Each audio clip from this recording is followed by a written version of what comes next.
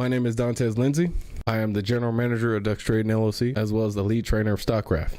I'm not a financial advisor, nor a CPA, and the content I create is for entertainment and educational purposes only. I trade in my account, and everything I do is hypothetical in nature because it doesn't happen in your account. My experience with trading is not typical, nor does it guarantee that similar results will be obtained by you. I am merely sharing my opinion with no guarantee of gains or losses in investments. Remember, day trading can be extremely risky. You should be prepared to lose all the funds that you use for day trading. In particular, you should not fund day trading activities with retirement savings, student loans, second mortgages, emergency funds, funds set aside for purposes such as education or home ownership, or funds required to meet your living expenses. Further, certain evidence indicates that investments less than $50,000 will significantly impair the ability of a day trader to make a profit. Of course, an investment of $50,000 or more will no way guarantee a success. With that out of the way, let's get into the content.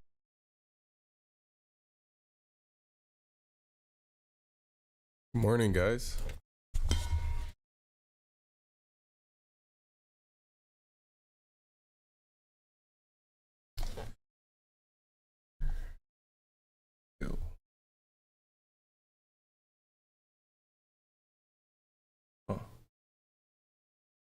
Where's the camera?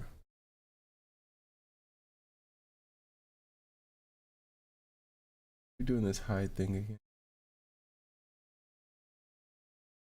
The just not coming up.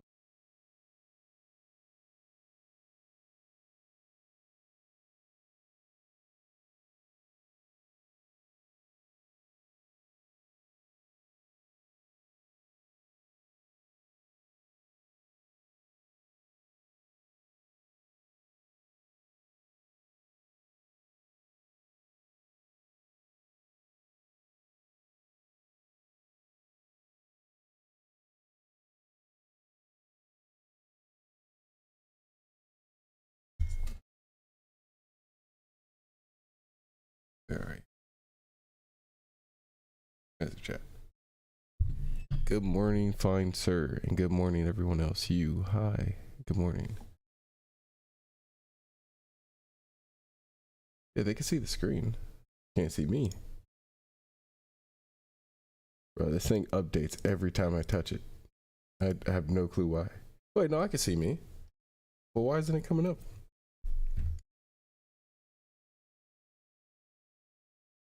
I guess I'll use this one. Yeah, this is actually my snap cam. I don't know why my other cam's not coming up though. It's not even highlighting. Deactivate, activate. Well, I don't see anything out there worth looking at anyway, but you know, update from you know, yesterday. Yesterday we were trading a gap through resistance while I was holding on my plans for like my 18-day option contract. So we got the like small business pre-credit card numbers and stuff like that came out today. That came out negative. We had the sit down with the president and the Fed. That came out as like an indirect blame to him. That did a big pull. I went up like 8K, like 8 to like 10K, somewhere in that range, and then let it come all the way back because I thought it would stay under. So I usually watch SPY for my momentum in the overall stock market. I thought it would stay under like 410. Once it broke that point, instead of like just taking profits right away, I let it come all the way back because I felt like it was going to swing back. Mostly because I think it was like May 10th. Yeah, May 10th and May 20th. It kind of looked like that. Like there's this triple top happening right here. Same thing happened over here. It's like a triple top action and then a big pull and then it finished weak. You go back to May. Hey, where are you? Oh, is this yeah, then you go to May 20th. It's kind of a similar action. You just see like some type of test, and then a big drop. The only difference between the two is, you know, they're making new lows versus last time this kind of happened, which was over here, and it was like slightly higher. So one's in the 400s, the other one's making new lows. And so I was just like, okay, I think there's a higher chance this is going down, especially since, you know, the rallies are supposed to be short-lived in the first place. And yeah, 415 is definitely a call of a peak at some point. But I got real greedy when this went to 405. And then I didn't get scared when we came back up to like 12. But I already had all the money in around like, it was a close at this day. Yeah, but the time decay put me down here. So I don't know. It was really hard to like try to read yesterday's trade while also being in this. So see, I'm up 23% now, but I already got in half, so I'm kind of mad. Or already got out half, so I'm upset about that.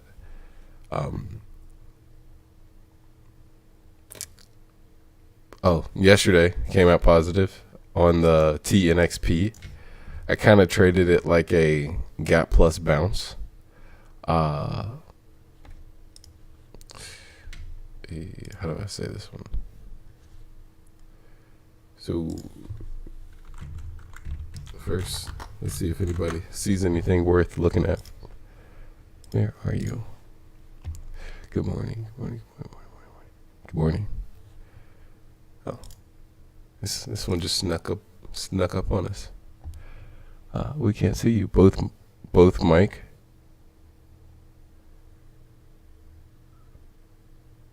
Testing. Yeah, it works. You got some delay action going. Almost electro. Do you ever set a EFF if it takes profit point? No. I don't like limit orders and stuff like that. It makes me feel like I'm trying to control the chart and stuff.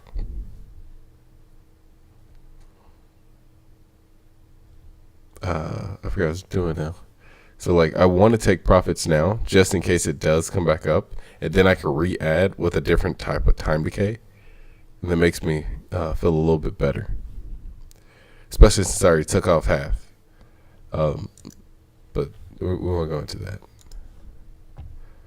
Yeah, see, I'm just tired of watching this go from 25% up to, you know, something not 25% up. Because, what is it? Right now, that's just 1K realized. Before, this was like 8K realized, because of the amount of money in there. But the move is almost like destined to go in that direction, because it's just not sustainable to stay up here. And yeah, there's other reasons too. But for now, I feel like this just stresses me out too much to hold this, especially on camera. So I'm just gonna close it. How do I do that? 'Cause that was another thing. When you're in a penny stock and in a option contract at the same time, you need two different mindsets to kind of analyze both. And I just it's really hard to do that without mixing yourself up or getting like super conflicted. Because like at the end of the day, you have to immerse yourself in like what's happening so you can actually understand what's going on.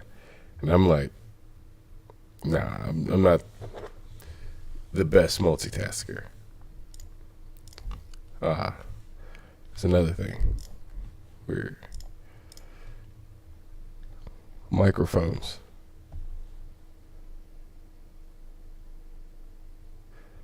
Morning, Punk. Oh. Oh, Punk Angel.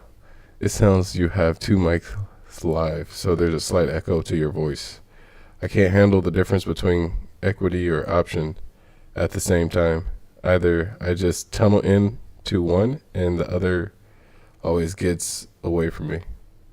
Yeah, that's about right. yesterday, like I could feel something subconsciously telling me, "Go away, stop it. What are you doing?" And I couldn't tell if it was like because I was in such a heavy position, and then I only had like 10K in the potential like gap through, and I'm like, man, like if this didn't catch my attention, I don't think it's worth it, or at least now it's not worth it. And so eventually, I kind of rationalized what was going on. I remember this one had a weird thing with this mic, so let me try to put the camera back on in the normal one.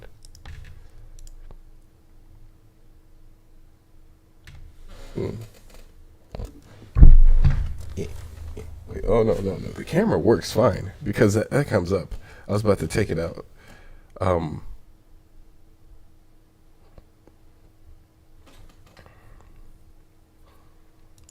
so let me just redo it then.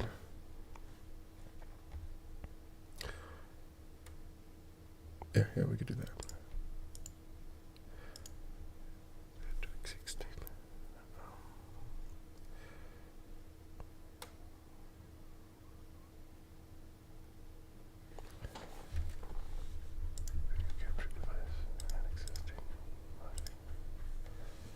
Yep, it didn't do anything.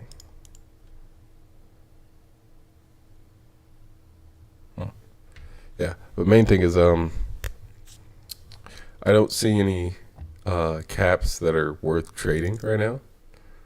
So I have a check over here. I heard someone in the chat saying IMMX might be something. They didn't say it was, but they said they were looking at a play on it if it becomes something. I just want to see what they were talking about. But in the meantime, how would I even turn this on? I still don't even know what the problem is. I could probably just restart and then fix itself. Because it does that sometimes.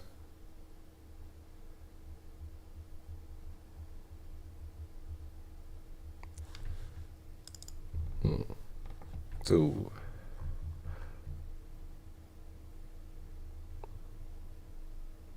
let's see, trying to do a bounce short or something.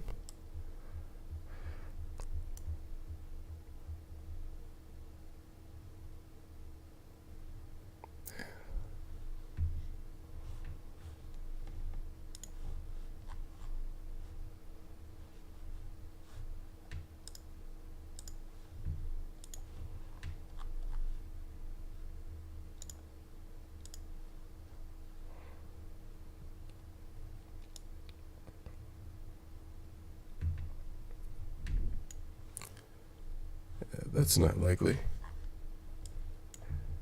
And on this side, you can kind of do something. But no, you can't, because it went higher and it canceled that. Hmm.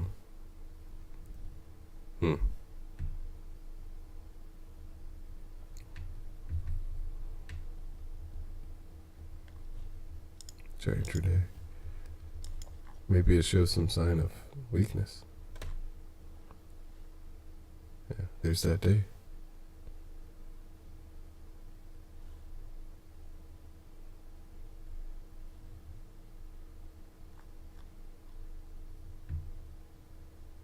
Nah. I'll still keep it up just to see what happens though. Oh, I remember what I was about to say. Overall in the market, Microsoft, one of the top two companies, they've changed their guidance. So what is Microsoft? MFST, I think. Pretty sure it's MF.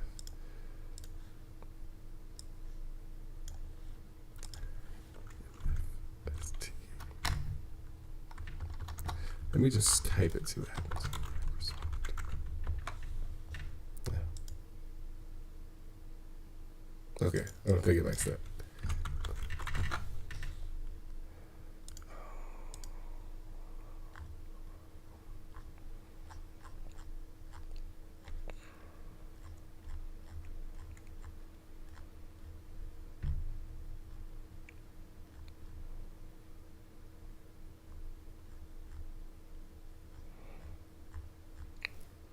So I saw it pop up like 3 times, but I didn't see the acronym for it. I said the acronym, the ticker symbol for it. Fine. So,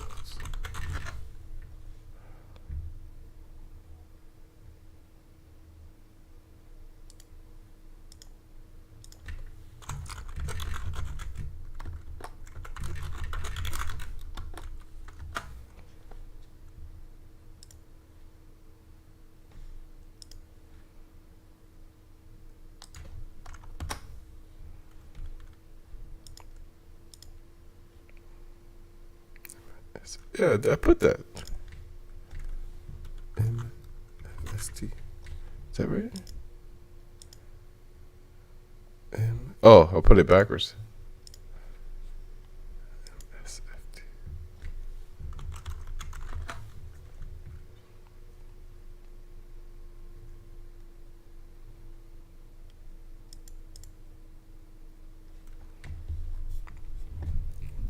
All right, so you remember how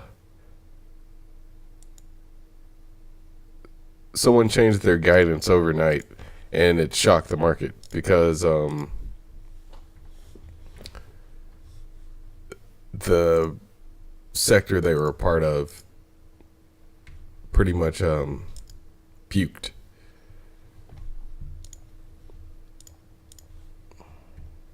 It's MSFT. I can't handle the oh yeah, I said that. I was about to say, yeah. So I forgot the previous one.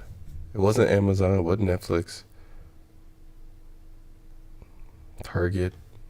No, Target actually had the bad earnings after Walmart. Someone just in the middle of the night they came out and then everything just crashed. Was it Snapchat? Something like that. But main thing is Microsoft changed its earnings, and then now it's pretty much earnings changing season because the dollar is really high. And I just read this article, like very briefly, on Microsoft changing its guidance.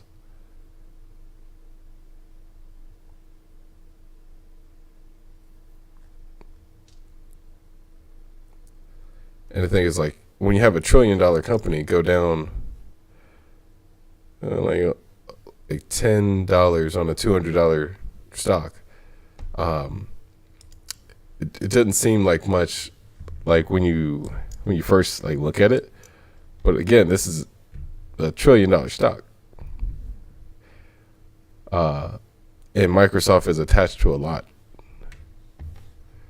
So that was supposed to shock the market a little bit, add it to the, what was it? Like the, not credit card coming out tomorrow.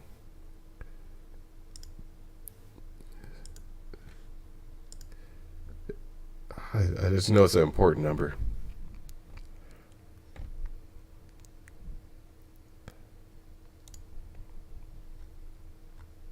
AP something. All right, so this is ADP. Oh, employment. There we go. Yeah, so the unemployment numbers, like these are like the test numbers and initial claims, and people if they're hiring and things like that. Then tomorrow, that's where the real numbers for that comes out. And main thing is the guidance for the market is just overall looking down. And then Russia is also like getting better after they gave like a $30 billion discount to all people that didn't sanction them, a $30 billion discount on their oil. And there's all kind of like little nickel and diming that's just making us look real bad as a country. And, it's affecting the market. So again, I'm like waiting for a bounce, and then I'm gonna go back in.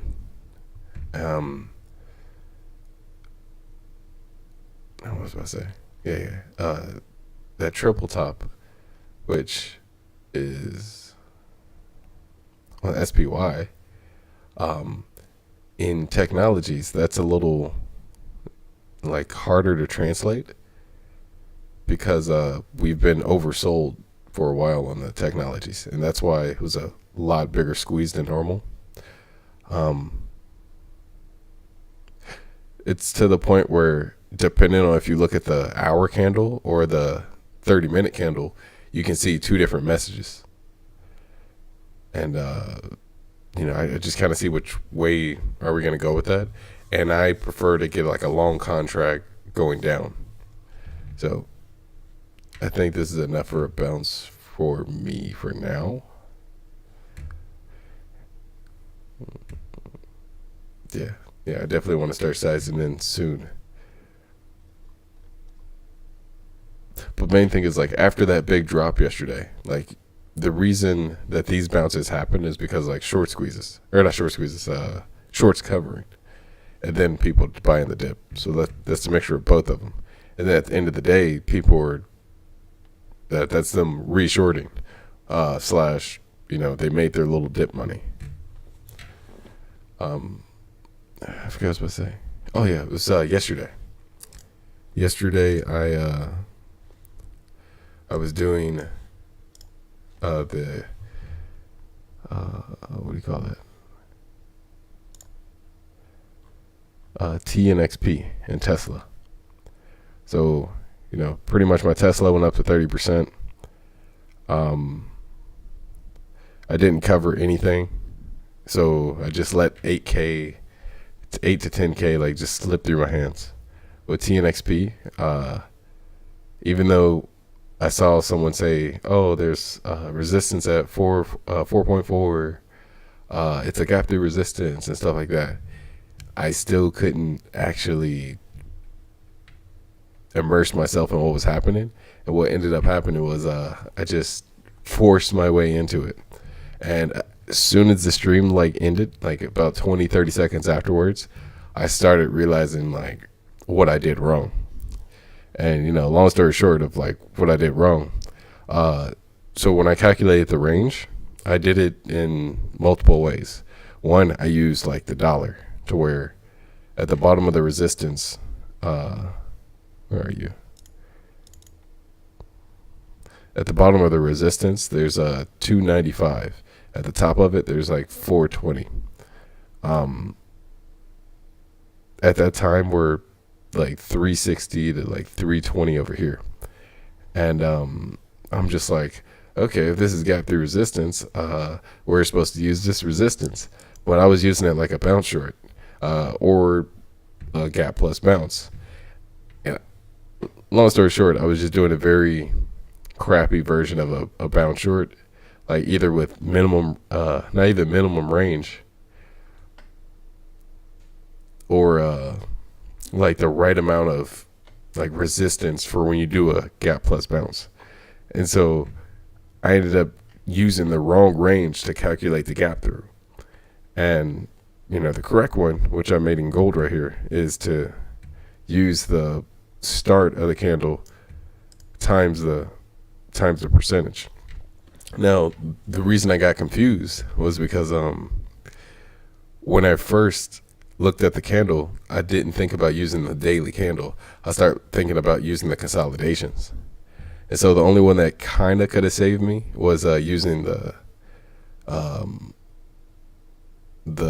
crack resistance, or the panic candle resistance, which is 75% of the original, the original panic, which was about like 3.8.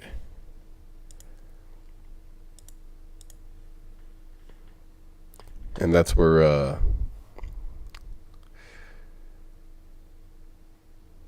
you get the like 3.6 to 4.8. Now, what do you call it?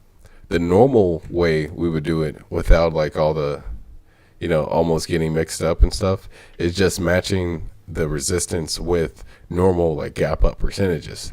That's where you do it from the close, where, if you get a 50% extension, 70% extension, 100% extension, and then you just be like, hey, we just went through the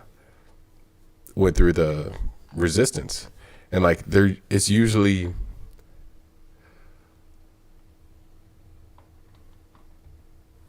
either a high, not high, a heavy but low level resistance, or a low but heavy level low resistance. So that's pretty much like 60 to 100 million versus a heavy to like unbreakable resistance would be like 300 million plus. And it goes into that kind of category. Now, the thing that really made me confused is one of my notes to where where actually it's one of the first ones. Where? Yeah, there we go. I made sure to keep it open. This was CELZ back in January, and you can see over here that like it has this resistance about like 60, 70 million, and we finished the day with like 85, and let's see, like it starts at 280. It's inside the resistance, which you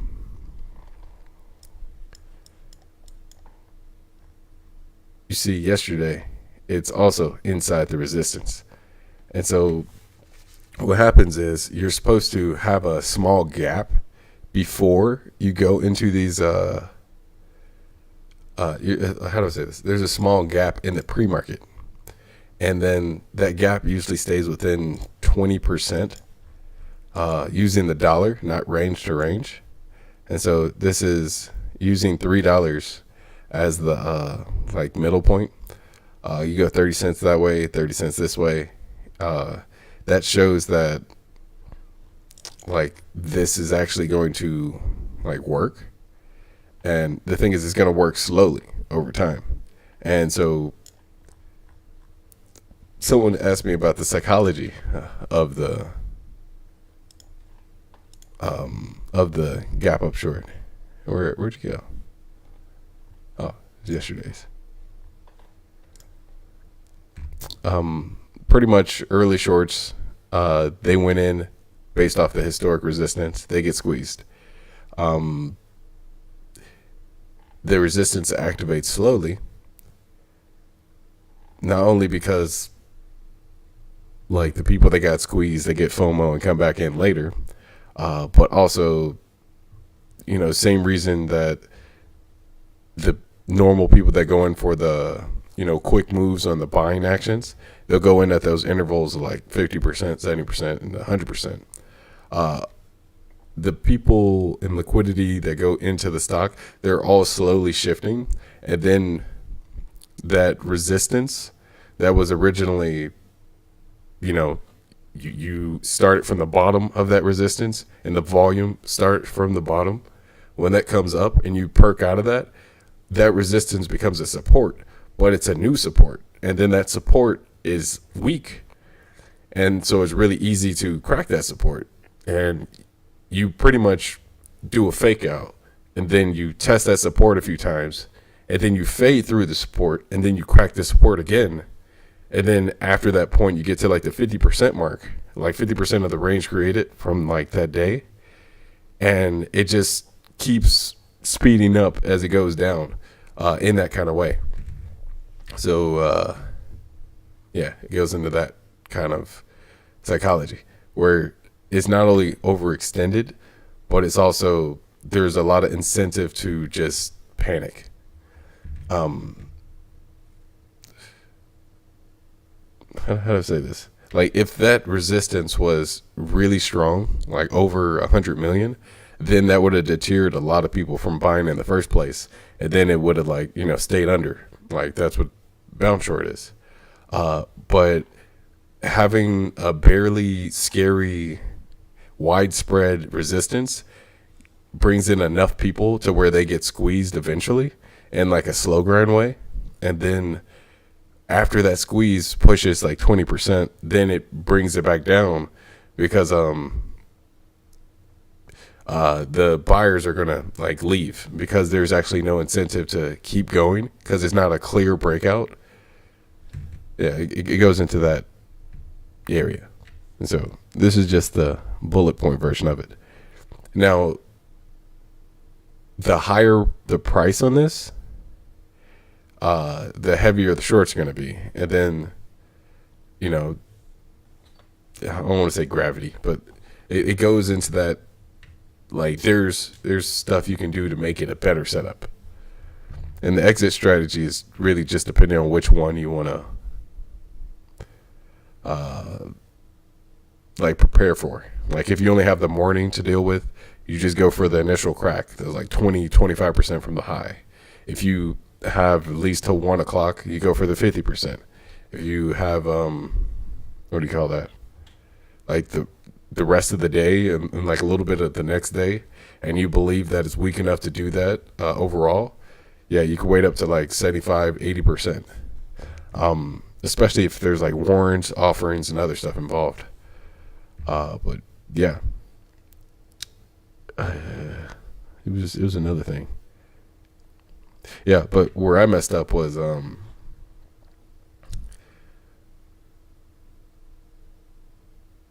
when I used the range, I used that bottom of the resistance, and I got a range of 0.51, and that gave me like these small numbers, and I was getting numbers within the resistance, and I'm just like, oh, that's not right. And then I used another number, and I got something like 5, and I was like, okay, this is also not right.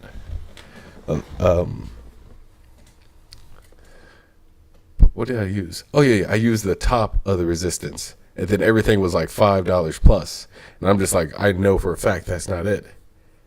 But yeah, I pretty much didn't think gap through resistance. I was thinking gap plus bounce and bounce short, because that was the last thing I was thinking about. So I assumed that you had to stay under $5, or yeah, like under $5, almost under 4. I really rationalized my way through that trade. It was kind of funny. But as soon as things died down a little bit and I could like think, I was just like, hey, I could hold this. I even got to a point where you could see where I went in and on trades.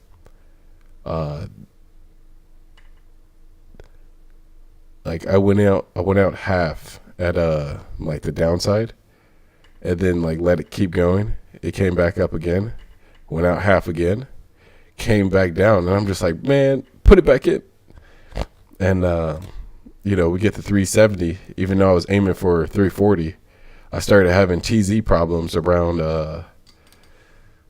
I don't know if it was over here.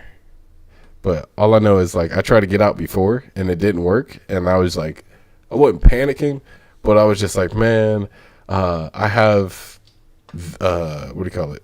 The option trade that's already turning around on me. And I went from 30% to, like, you know, making barely 10%.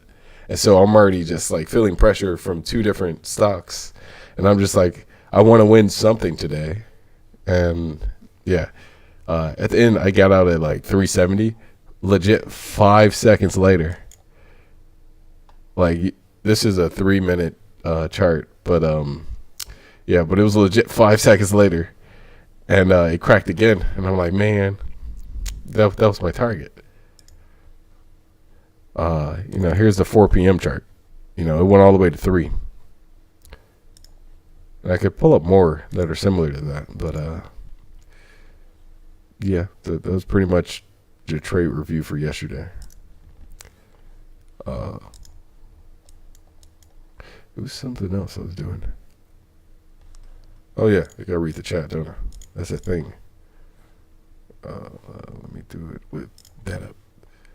Like, I'm trying to delay as much as possible, so I don't just, you know, I don't know the opposite of what catching a knife is.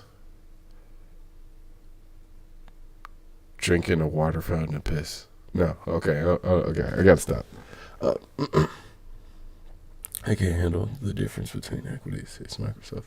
I just realized that HSDT fitted my gap up short criteria yesterday, but I somehow missed it. LOL. I guess I was more focused on TNXP.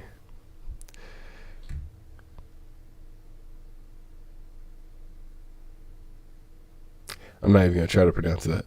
I meant bounce short. Oh, I meant bounce short. Oh, okay.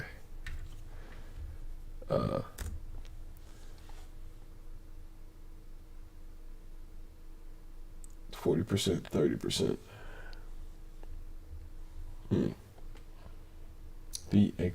BGXX. Why is Redbox up again?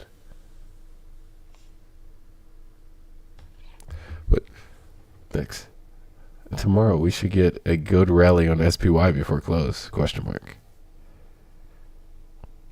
So Tuesday and Thursdays are known to be those turnaround days. Turn around Tuesday and turn up Thursday. Thirsty Thursdays too. But how do I say it? Yeah, it goes back to what I was saying before. When you look at the chart and like what it's asking you, I always look at 3-4 people that are, they have like 10 plus experience like reading these charts, and like they read it for other people, like the analysts and like JP Morgan and like a few other places, and then the YouTube people, like podcasters that do it, plus my own personal, like what I think is happening. If I had to give a percentage to upside and downside, overall I say we're going down by Friday, but it's still 60-40 with a bullish, but I'll still take the 40. So yeah, we do have a chance for a good rally to SPY before close. My thing is, so how do you say it? I showed you May 10th and May 20th. Like on these days where it created that new low, it was within like 2 o'clock to like 3 o'clock when it made those new lows after $10 moves. The one move that didn't do like a late day bounce like that, it did one in the morning, and those were the ones that actually came back. And that's what we had yesterday. You see how like that started like uptrending more? Now this one went $10, was it? Yeah, no, it's about $8. But main thing is this one happened at 12. So it's like right in between. And that made me a little nervous to like hold everything overnight. RDBX. Man, we love you regardless, everyone. Group hug. Wow, I made typos in my language too.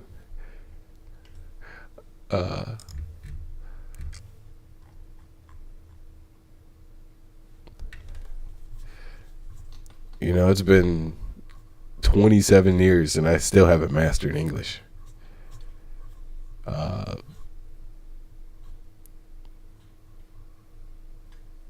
But what is mastery? I know I have a definition for this somewhere. I think it was like habit something. Yeah, professional is doing stuff even when you don't want to do it. Yeah.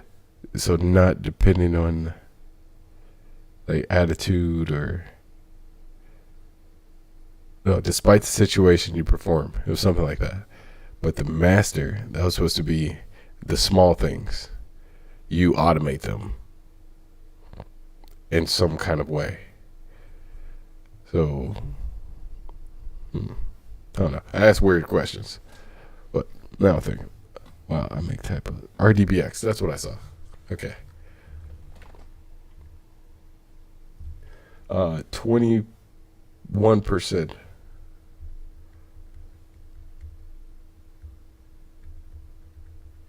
The thing is, like, I know as soon as I pull this chart up, it's going to be a new type of FOMO that's going to come up. And so I'm just like, do I want to pull this up? This is my own risk management. You have to be aggressive when it comes to our DBX. Aggressive when it comes to your focus, because you only have a certain amount. If you're not eating right, or you didn't sleep enough and things like that. Why am I even pulling up on here? I have a platform now. I keep forgetting. This is like going to the bar when you have a wife or something. RDBX. I don't know. I heard something funny from Punk the other day in the chat, and it started making me think about my life. I was like, wait a second, what? Yeah, actually, I had a weird dream last night too. But no, 150, no 160. So yesterday was low 5, ended 6, started here. First, where does this go? Low of 641. Start 6. High. Wait, how does that make sense? Let's see where the consolidations are on that day. Oh, they're pretty high.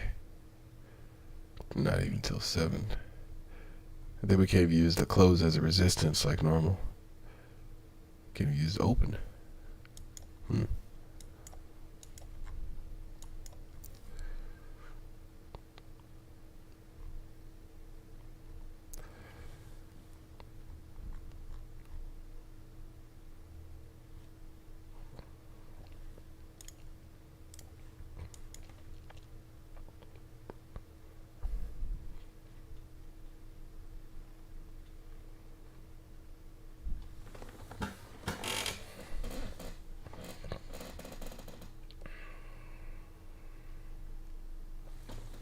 I'm trying to see if you can do like a double top-ish action or like some triple top kind of thing and get not a dollar block. Well, no, what do you call that?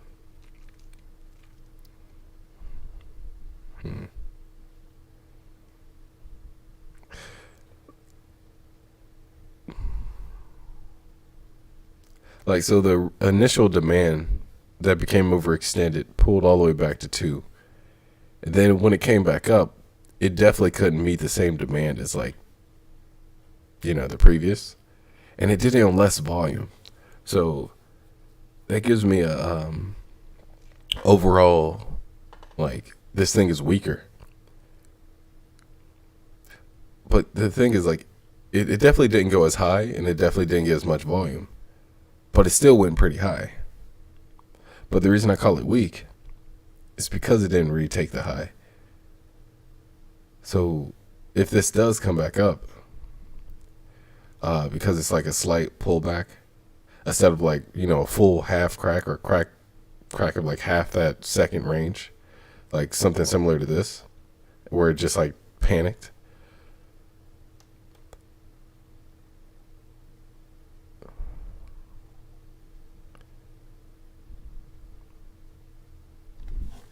I can't tell if this is actually bullish.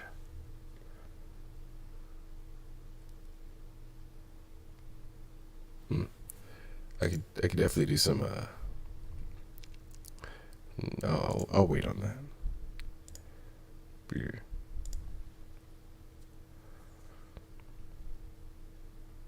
No, okay, it's like just 20 period. 20 period. Then a 260.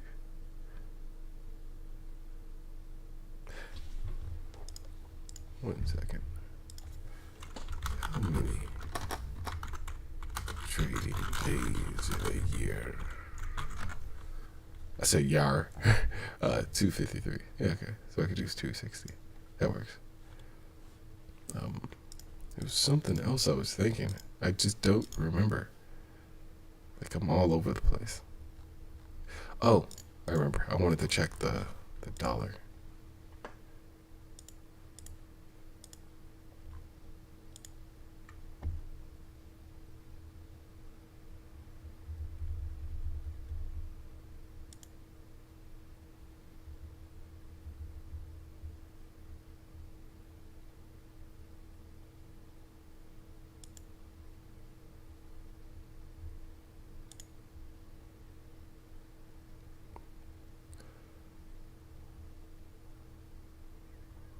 So the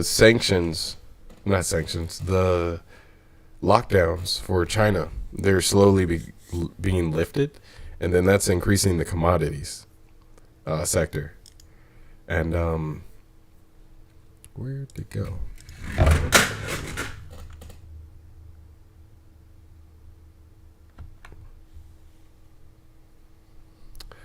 And the commodity sector is it's a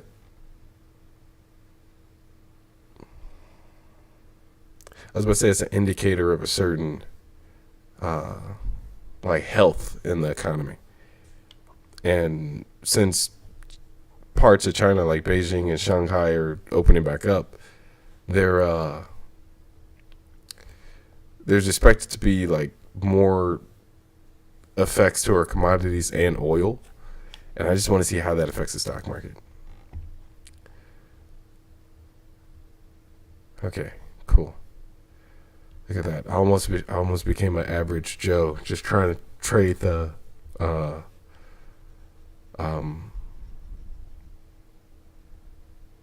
weakness instead of the strength. Now, if I go in, I won't have any regrets. Because before, I got in chasing, what do you call it? I think it was this one.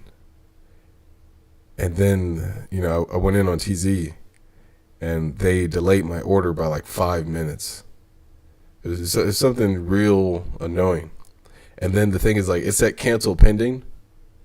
And so, like, I'll press the cancel pending, and then they'll be pending my cancel. And I'm like, okay, maybe it didn't go through. Everything's going to be fine. It goes through, and I'm like, okay, cool.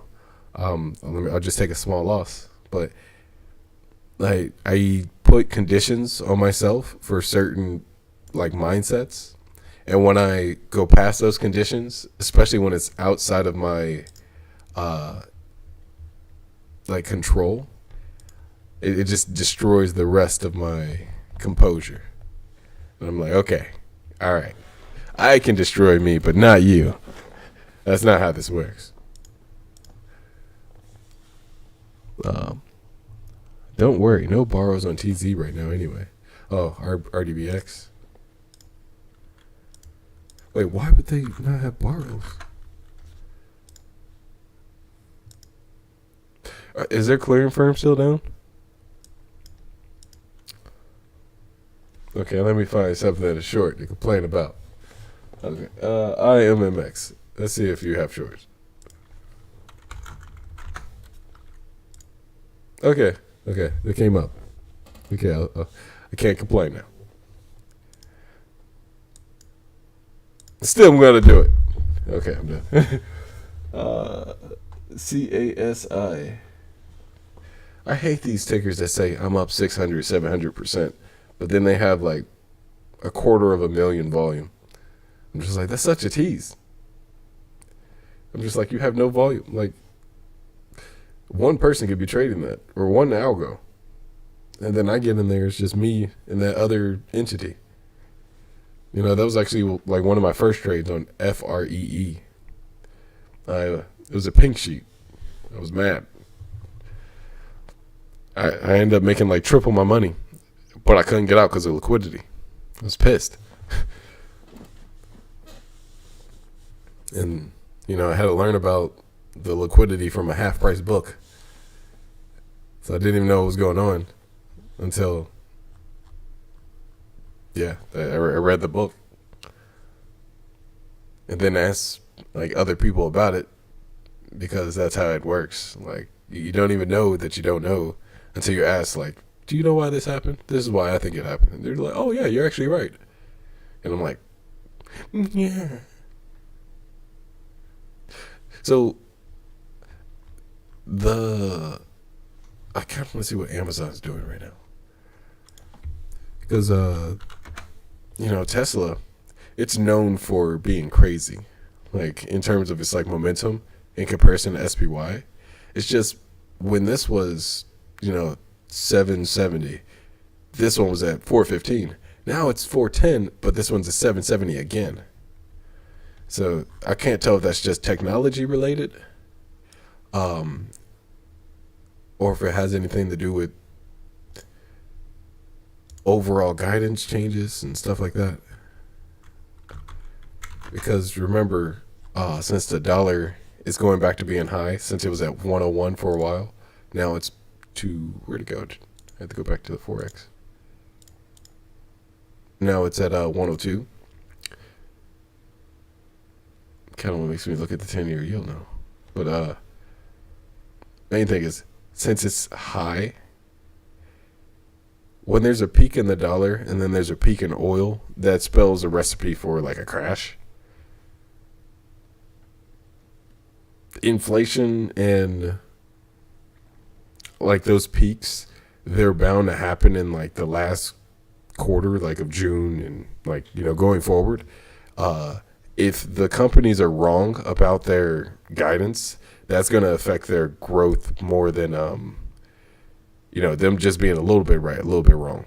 So they have to change, and the expected growth is when most of the investors come in the first place. So like there's more that could be said about it, but main thing is like how to apply that to the like short-term day trading. That's where in options I just look at the overall market depending on the weight that it has in the SPY, or if it's related to a technology sector versus a company that's connected to the overall important sectors like retail. It's all a representative of something bigger. It goes into that kind of category.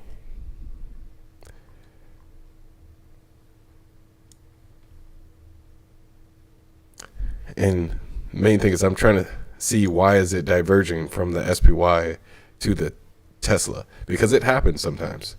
I used to think every dollar move on SPY will be $15 move on Tesla and $120 moves on Amazon. But now they're actually so independent. And so when they actually get into sync, that shows that there's some kind of, overlap everywhere. And I see someone says, why you always talk about Beijing, Shanghai? Because Steven always mentions these cities? No, because when I read Twitter and like other places and stuff like that, and like the YouTube economists that I watch, they mention like Shanghai and Beijing, plus Jimmy and Steven, and like a few of our friends, they have a lot of family and stuff in Shanghai, and so we watch the news together and some stuff like that. But main thing is in terms of like the market, Shanghai and China, there's a lot of people there. There's a lot of rich people and poor people, just a lot of people in general. When they get released, there's going to be demands in oil, and that's going to change like our oil supply. There's going to be jobs reopened. China being the second, is it like there's like three big superpowers like U.S., Europe, and China, and then everyone else goes into their own like economy powerhouse kind of area.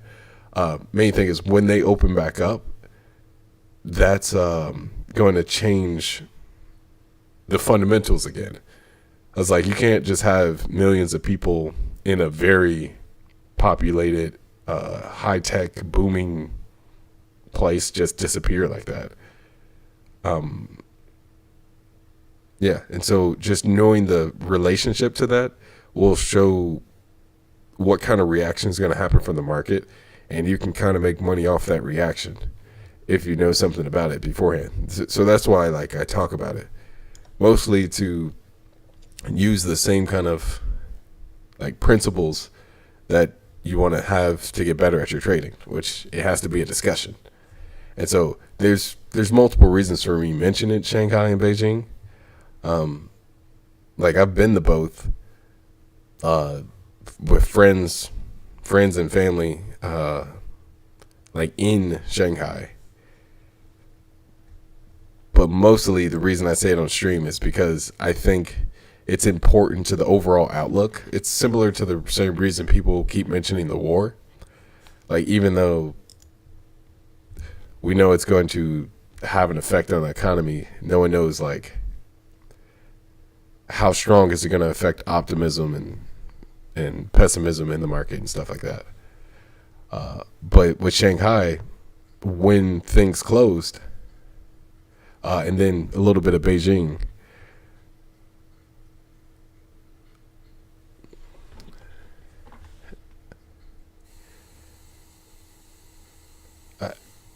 I don't know exactly what we got from there, like in terms of commodities.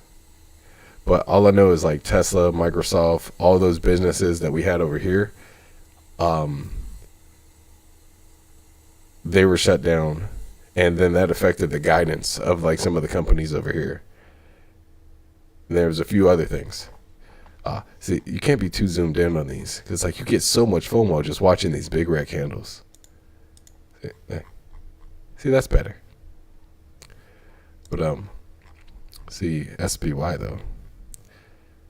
That might have been the pullback I was looking for, which is still fine because it's higher than my previous average. But I still don't think it's done.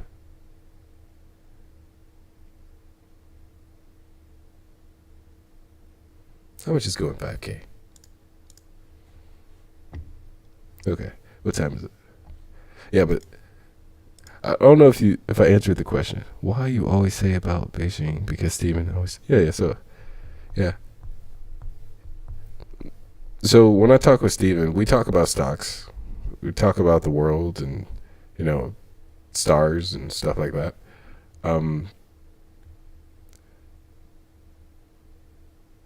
But with those cities, it's a lot of the stuff that you don't see on the mainstream media. Our other Chinese friends, they have more graphic images of what's happening inside because they have friends inside, and so there's always more detailed updates and more conspiracy theories and rumors and stuff. So it's hard not to like keep it on your mind. And then there's the stuff that you see.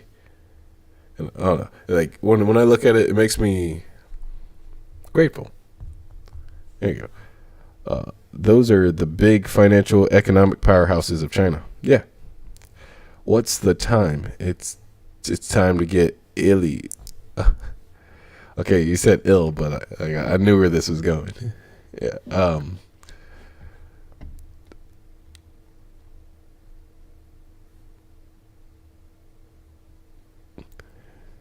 You said you wanted this to pull back by the end of the close. I still want to check this. Why is this going up though? This makes me nervous.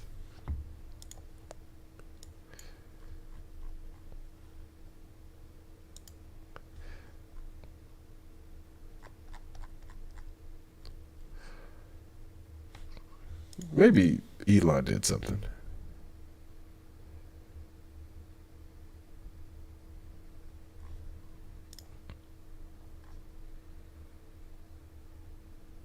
Oh, okay.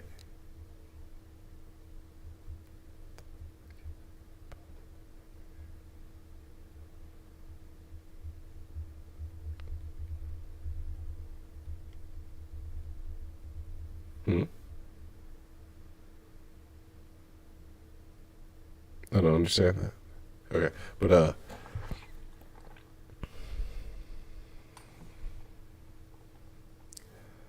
so Brannert is the vice president, or she's still the nominee. Yeah, so she's vice president slash related to the Fed, and she said something about the pause, and so that has just as much weight as Bullard and Powell, which is the president, and then the most pessimistic Fed president. And she mentioned the pause. And so that's definitely going to cause a lot of people to react. And so a pause in the technology sector probably won't do as much as like a pause in a well, this one is kind of hard to judge because it redid its guidance. But the thing is, these represent three different what do you call that?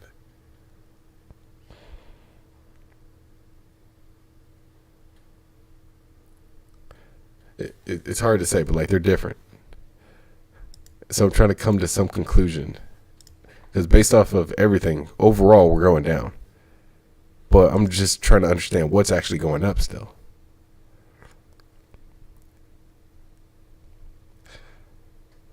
I can't wait till the day that I separate that, you know, equities versus options. It's like the FOMO. They definitely translate back and forth. Ah. Hmm.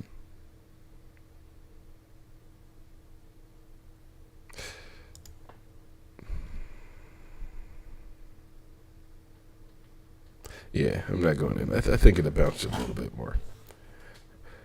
It's,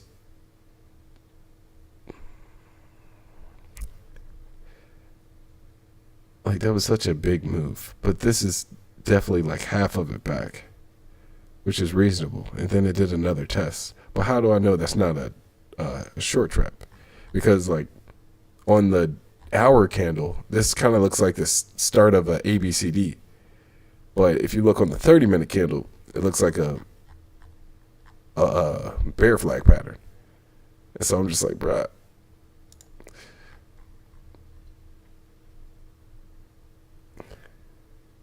I'm okay with doing either. It's just having risk management on options sucks because there's barely any. And I'm pretty sure there's none. But like, I want to get a contract that at least gives me the hope of it swinging back. Main thing is 415, which is a long way. But if we're on Tesla, I pretty much doubt it can get up to 800. And if I secure anything around, the 50s, time decay, well, that's another thing. Today's Thursday. I don't want to get that time decay of the weekend unless I do like a month contract. And if I do a month contract, I'm at least holding for a week. And then that actually lines up with next week, which we have the CPI, or the core inflation. I think it's inflation numbers, earnings date. No, not earnings. That's not what I want. I want economic calendar. June. Yeah. And at that point, I might as well wait till Monday. But then that guarantee, that's pretty much saying that 405 is going to hold and then it's going to rebound today. I don't know if I'm bold enough to say that. Oh, a lot of things in my head. But this is next week.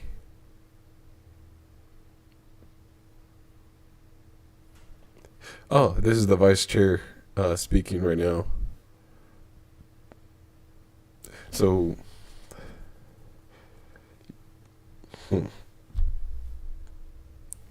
she'll probably give us some hints on what's going to happen today. In the meantime, guys, it's 10:30. Let's see what the final comments are.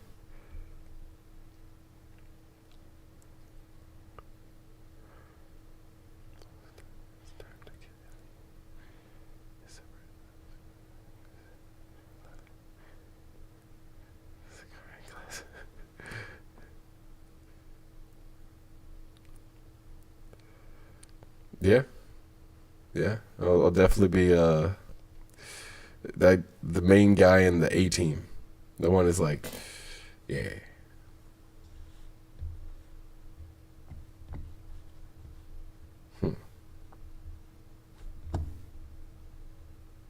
All right, guys. I'll catch you later. Be safe. Peace.